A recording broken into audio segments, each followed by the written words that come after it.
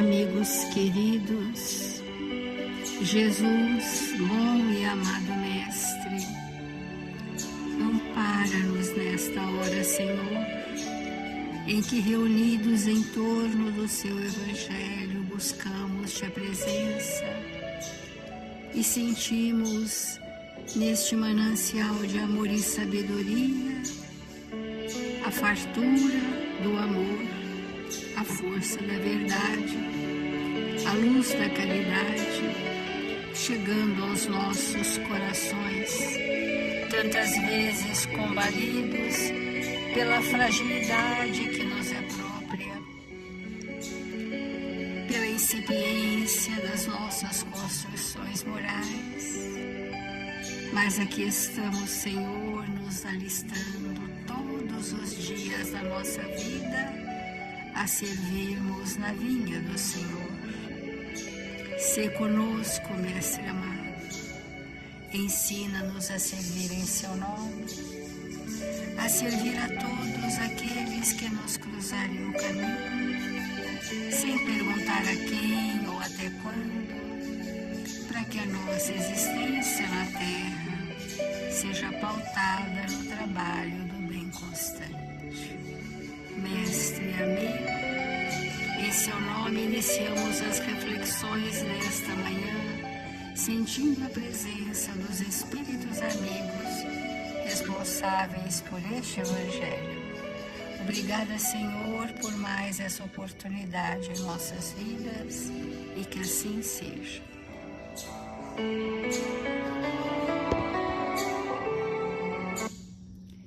Do Evangelho segundo o Espiritismo, nós estamos no capítulo 25, Buscai e achareis.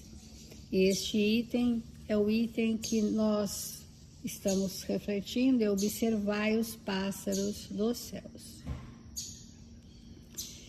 E ele vai trazer o Evangelho a inquietação, a aflição ou a ansiedade que o ser humano tem quanto ao futuro, quanto ao seu amanhã.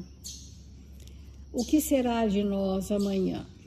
Vamos primeiro entender que nós somos espíritos que viemos de um planejamento reencarnatório. Então, a nossa destinação, o nosso objetivo existencial, quem encontraríamos, quem reencontraríamos, quais são os principais recursos que nós viemos para desenvolver, quais são as oportunidades que receberemos, tudo isso é um planejamento e já está definido. O fato é que, pelo esquecimento do passado, nós ficamos caminhando muitas vezes procurando sinais para entendermos que caminho teríamos que percorrer então, já que esse caminho já está traçado. Mas ele está planejado, mas não é destino. Nós não temos um destino fixo, porque nós temos livre-arbítrio. Ele é um plano a ser realizado com mais efetividade ou não, porque nós temos liberdade de dar nova condução à nossa vida. E quando nós damos um destino à nossa vida muito distante do que viemos fazer, nós vamos nos manifestar cheios de sintomas. Por isso que o Evangelho mostra que não nos aquietemos pelo dia de amanhã, porque os sintomas exageradamente emocionais são indícios de que o caminho não é este. É o primeiro indício, eu não estou na rota certa. Eu vou precisar rever o meu caminho. Com quem estou, o que estou fazendo, para onde irei. Então, quando nós temos por hábito o recolhimento diário, a prece, leituras edificantes, trabalho no bem, a nossa via de acesso à nossa consciência é mais fluida. E, portanto, nós sentimos pela intuição qual é o caminho a seguir, com quem eu devo estar, para onde eu devo ir. E quando a ansiedade ou as aflições, o medo do futuro forem muito expressivos, é porque ou nós não estamos no caminho correto, ou estamos vazios de ações nobres. Então, a gente tem falado sobre isso esses dias. Então, se eu não tenho ações nobres diariamente, se eu não me ocupo para o bem, para onde vai a minha energia vital? Ela fica ao comando das minhas más paixões. Porque só tem essa direção, ou é a direção do bem ou não é o bem. E se eu utilizo as minhas forças vitais para situações que não são o bem, ou pela minha inoperância, ociosidade, claudicância, nós vamos deixando para lá a vida, nós estamos criando um vazio muito grande no nosso íntimo. E aqueles de nós que estão no vazio terão medo de amanhã, por certeza. Porque o amanhã depende do hoje. Ele não existe independente do hoje. O meu hoje determina o meu amanhã. O meu ontem determinou o aqui e agora. Porque é tudo interligado no espírito. Então, é importante a gente entender o que são essas aflições. Via de regra, essa nossa energia vital, uma energia criadora para a finalidade evolutiva, muitas vezes estão sendo dispersadas. E esse desperdício energético, porque entorpece-nos com as más paixões, tem feito de nós espíritos muito enfermos. Por isso, o Evangelho disse: não vos inquieteis dizendo o que comeremos ou o que beberemos ou do que nos vestiremos. É legítimo a gente ter a preocupação de sermos provedores da nossa família, arrimos de família, é necessário para a nossa evolução, mas se eu estou hoje trabalhando no que vim trabalhar, estarei tranquilo. Então, quando Jesus disse isso, a cada dia basta o seu mal, não vos inquieteis pelo dia de amanhã, se for tomado ao pé da letra, seria a negação de toda a previdência, de todo o trabalho e, por conseguinte, de todo o progresso. Porque, às vezes, muitas pessoas de religiões dentro do cristianismo entendem que a gente precisa esperar que alguma coisa, entre aspas, caia do céu. E nada cai do céu. É a labuta do Espírito, é o trabalho do Espírito. Por isso que, se for levado ao pé da letra, com semelhante princípio, o homem se reduziria, o ser humano, a uma passividade expectante, esperando. Suas forças físicas e intelectuais estariam inativas.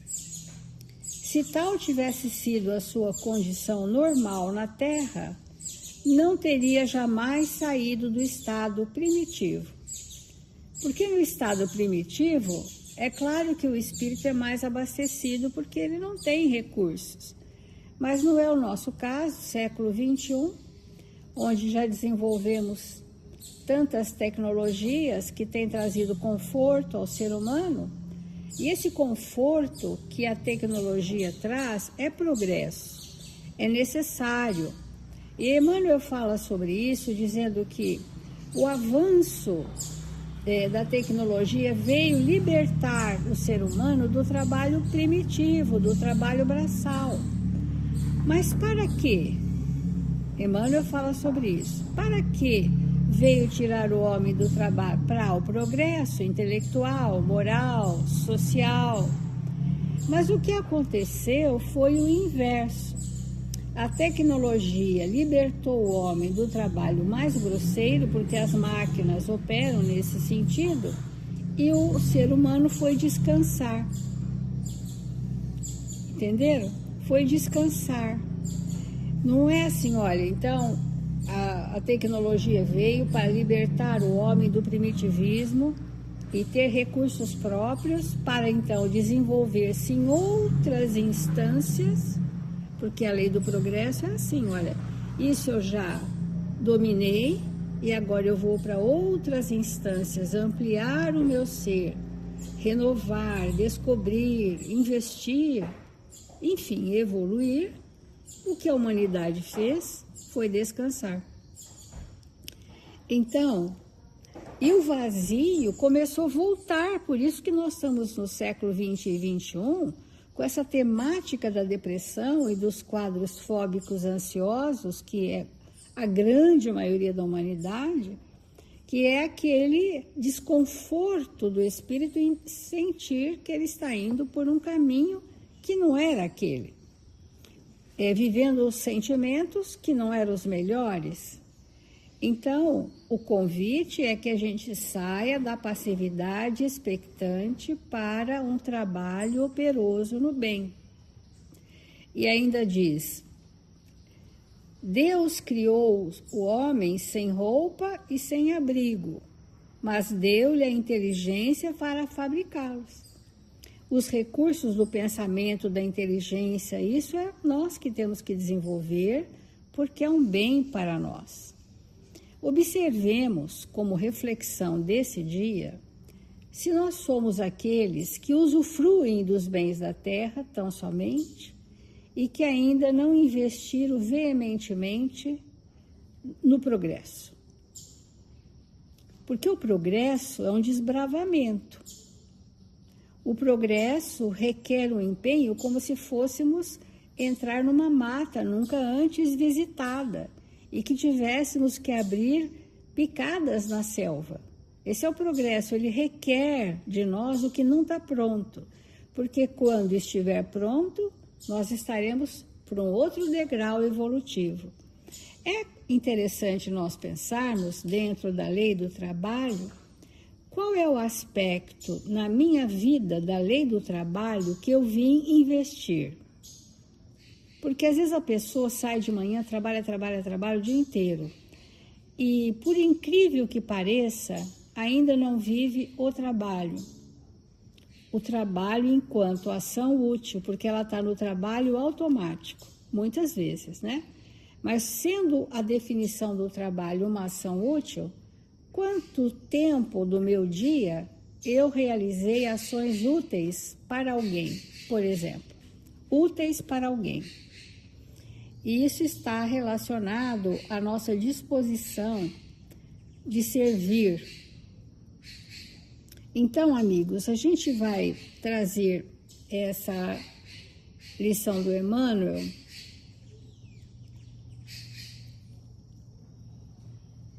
que ela é interessante, é do Pão Nosso,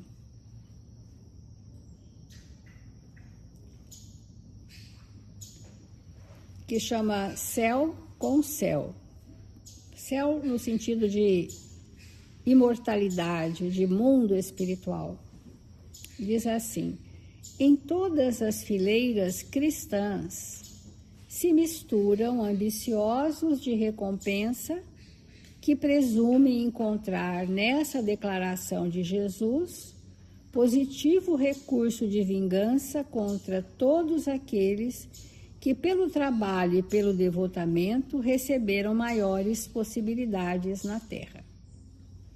Ontem nós falamos, e é uma reflexão interessante, que diz assim, nem todos os que estão em condições de abastança material estão por merecimento ou por planejamento reencarnatório, que é necessidade.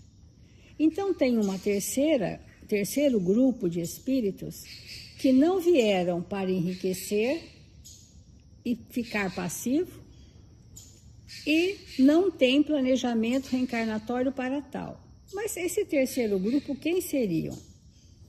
Seriam o triunfo e a prosperidade de seres humanos impiedosos e egoístas que que, não usando da honestidade, conseguem, pelo próprio vetor do egoísmo, acumular bens para si próprio. Então tem pessoas que estão nessa condição e não têm planejamento para isso. Eles usaram o seu livre-arbítrio com seus vetores.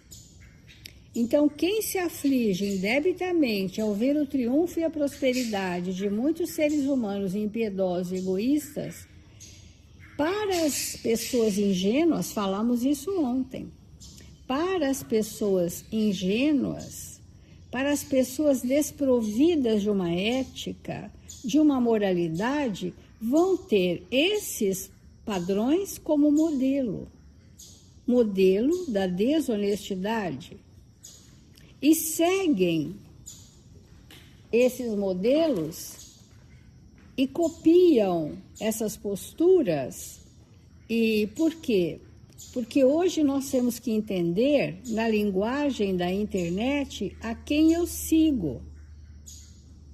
Eu sigo aquelas pessoas que estão me induzindo ao ter, sem esforço nenhum, através de posturas exibicionistas e que causam em nós inveja, revolta, ambição, desesperança, principalmente para aquelas pessoas que não tenham acesso a uma educação mais aprimorada, educação moral do espírito.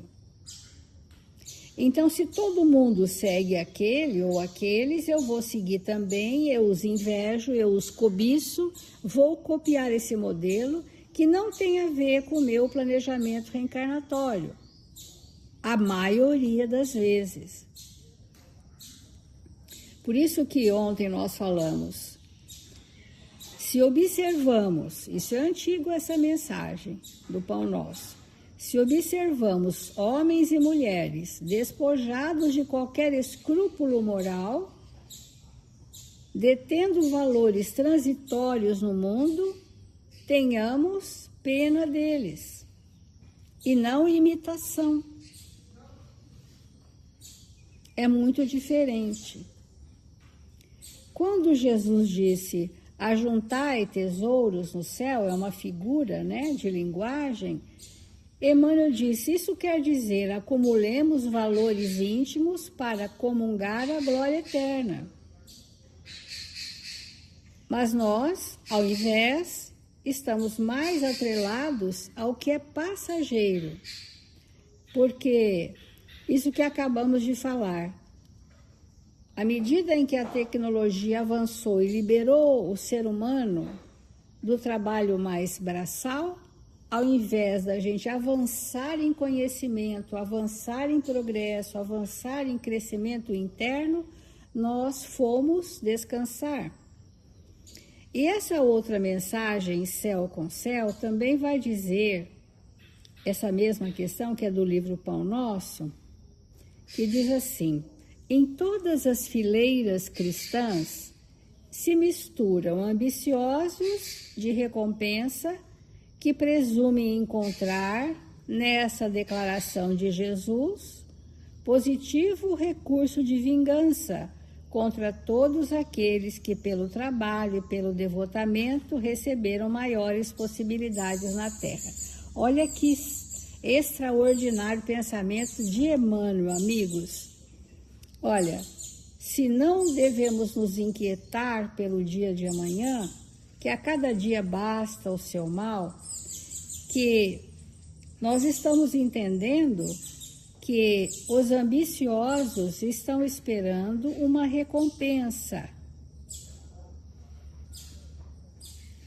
E esta recompensa, essa fala se transforma em recurso de vingança pela inveja, obviamente, pela cobiça, pela usura, pela ganância, uma vingança contra aquelas pessoas que pelo trabalho, pelo devotamento exaustivo, receberam maiores possibilidades. Então, estão lembrados que eu falei que há pessoas que não trazem planejamento para a riqueza, mas enriquecem? porque estão desprovidas dos valores da honestidade. E estes aqui, a mesma coisa. Eles encontram recurso para se vingar daqueles que trabalharam muito, que suaram muito, que se devotaram muito e receberam maiores possibilidades na terra, o que é natural. Então, Emmanuel está trazendo aqui, desde ontem a gente está falando sobre isso, esses espíritos que se declaram muito ambiciosos, mas não movimentam as suas forças de trabalho para adquirir os bens que desejam. Então, ao invés disso, criam esse recurso de vingança. O que lhes parece confiança em Deus é ódio disfarçado aos semelhantes. Olha só, a pessoa pronuncia as palavras do Evangelho o dia inteiro, mas no fundo ela está alimentando vingança. Ela está dizendo que Deus não foi justo com ela, porque o vizinho conseguiu X e ela não consegue. Porque falta a esse espírito a maturidade de entender-se como espírito e das suas reais necessidades espirituais. Ao invés de perguntar para si mesmo, por que mesmo eu estou precisando passar pela privação material? O que isso vai trazer de educação para mim? Ao invés de ter essa elaboração mental, a pessoa tem: Deus não é justo, porque não me deu o que o outro recebeu.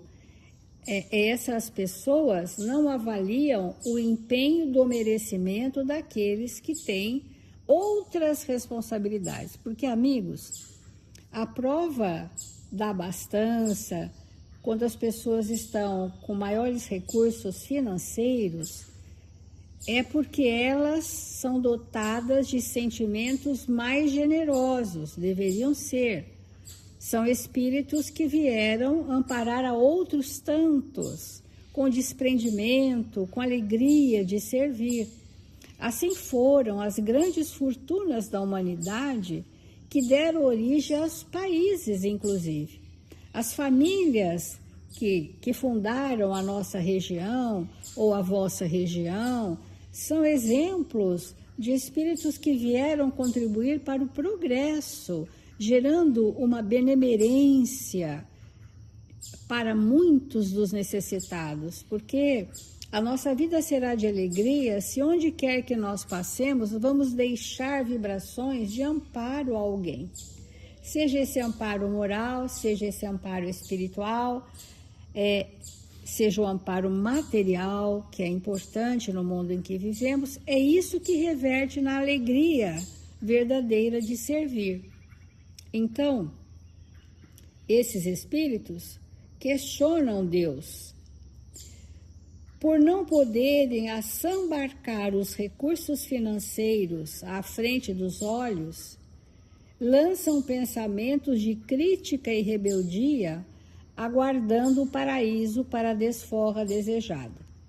Dentro do planejamento reencarnatório, e a gente tem exemplos disso na própria Revista Espírita, é bem interessante. Hoje, um funcionário de alguém, ontem ele pode ter sido o patrão desse mesmo alguém e veio na posição invertida para aprender a servir com humildade. Mas ninguém avisando, não sendo trabalhado nessa questão, o que ele vai desenvolver pelo patrão? Raiva, inveja, ódio, aguardando a desforra. Então, olha só, mas ele foi o patrão de ontem, hoje é o funcionário. E tem uma finalidade útil educativa em ser hoje o funcionário. Para que ele possa entender a posição inversa. Então,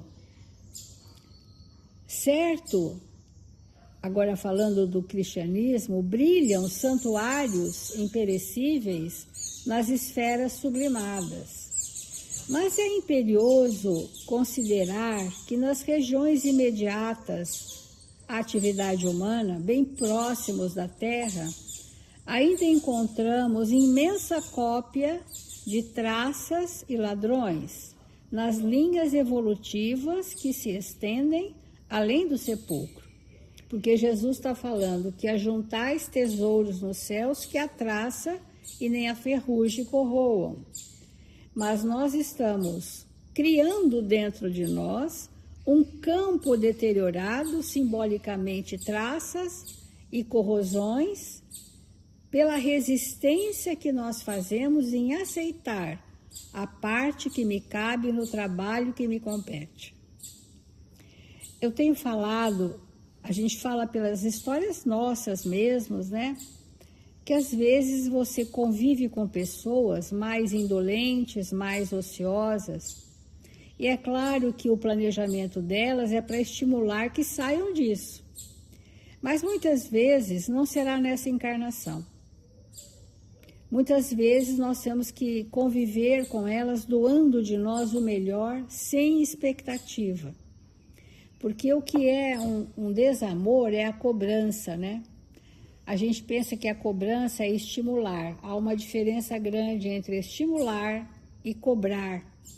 E o espírito ocioso, que não tem por hábito espiritual o trabalho, ele às vezes passa algumas encarnações na inércia. Ou a misericórdia de Deus oferece um grande estímulo chamado dor, para que a dor possa nos acordar. Então, essa conclusão de Emmanuel é assim: quando Jesus nos recomendou ajuntássemos tesouros no céu, aconselhava-nos a dilatar os valores do bem na paz do coração. O homem, o ser humano, que adquire fé e conhecimento, virtude e iluminação nos recessos divinos da consciência, possui o roteiro celeste. Para a gente enxergar o roteiro celeste, o nosso plano de amor que recebemos, se nós estivermos na crueldade, na intemperança, nós estamos agindo por forças cegas e não perceberemos. Mas, quando se adquire fé e conhecimento, virtude e iluminação, nos recessos divinos da consciência, aí sim perceberemos, teremos olhos de ver o roteiro celeste. Quem aplica os princípios redentores que abraça, acaba conquistando essa carta preciosa. E quem trabalha diariamente na prática do bem, vive amontoando riquezas nos cimos da vida, simbolicamente nos céus. Isso é uma questão de escolha quanto à felicidade. Eu quero ser feliz internamente, verdadeiramente, ter a alegria de viver, eu me dedicar ao bem de todos, com o mínimo. Porque o óbolo da viúva, vocês lembram, ela tinha uma única moeda, que era tudo o que ela precisava, mas ela dispensou a única moeda. Então, esse nível de desprendimento que felicita o espírito, que engrandece o nosso espírito, e formaremos, dentro da lei do progresso, sociedades mais fraternas, respeitando as individualidades, as potencialidades de cada um que são diferentes, a produção de cada um é diferente, tudo é dentro do mérito, mas seremos mais fraternos, seremos mais justos, seremos mais amigos, seremos uma grande família espiritual. Então, amigos, por isso que os talentos da parábola não foram distribuídos igualmente para todos. Um recebeu 1 talento, outro 2, outro 3, outro 5. De acordo com o recurso, eu vou multiplicar. Então, aquele que tem mais, recebeu mais talentos e multiplicou mais recursos. Mas não é diferente daquele que tem 1 e deu tudo de si naquele 1, como se fosse a moeda do óbolo da viúva. Então, ninguém se engane nesse sentido, diz Emmanuel. É da lei que o divino se identifique com o que seja divino, porque ninguém contemplará o céu, simbolismo do mundo espiritual, se acolhe o inferno no coração. Então, amigos, vamos refletir e vamos encerrar o nosso evangelho de hoje.